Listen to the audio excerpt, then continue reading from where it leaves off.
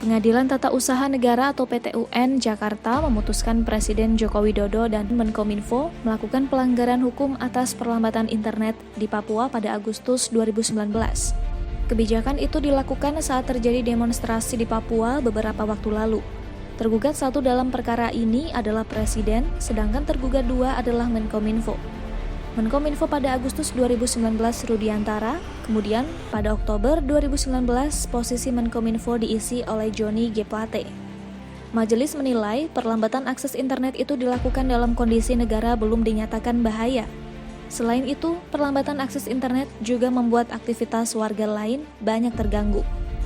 Sementara itu, sebelumnya gugatan pemutusan akses internet di Papua saat kerusuhan Agustus hingga September 2019 dilayangkan Aliansi Jurnalis Independen atau AJI Indonesia, Southeast Asia Freedom of Expression Network atau SAFNet, LBH Pers, YLBHI, Kontras, dan Elsam.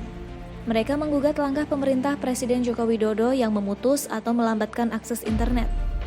Tindakan pemerintah yang digugat yaitu pada tanggal 19 hingga 20 Agustus 2019 dilanjutkan pemutusan akses internet sejak 21 Agustus hingga 4 September 2019 dan perpanjangan pemutusan akses internet sejak 4 hingga 11 September 2019.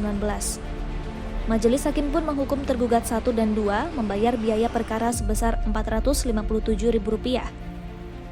Pertimbangan hakim menilai pembatasan akses internet menyalahi sejumlah ketentuan perundang-undangan, antara lain Pasal 40 Ayat 2A dan 2B, Undang-Undang Informasi dan Transaksi Elektronik atau UU ITE.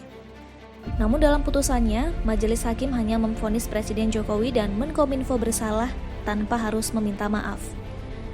Pemerintah pun merespons belum memutuskan apakah akan mengambil langkah banding atau menerima saja putusan PT-UN itu. Staf khusus Presiden Bidang Hukum Denny Purwono pun menyatakan bahwa pihaknya menghormati putusan PT-UN. Ia pun mengatakan akan membahas lebih lanjut dengan Jaksa Pengacara Negara. Hal serupa pun disampaikan oleh Menteri Komunikasi dan Informatika Johnny G. Plate. Johnny juga menegaskan bahwa keputusan pemblokiran internet diambil demi kebaikan masyarakat. Ia pun menilai sebab masyarakat di Papua saat itu sedang panas akibat tindakan rasialisme yang dialami mahasiswa Papua di Surabaya. Menurutnya, jika akses internet tetap dibuka, pemerintah khawatir penyebaran informasi hoaks justru bisa memperparah kerusuhan.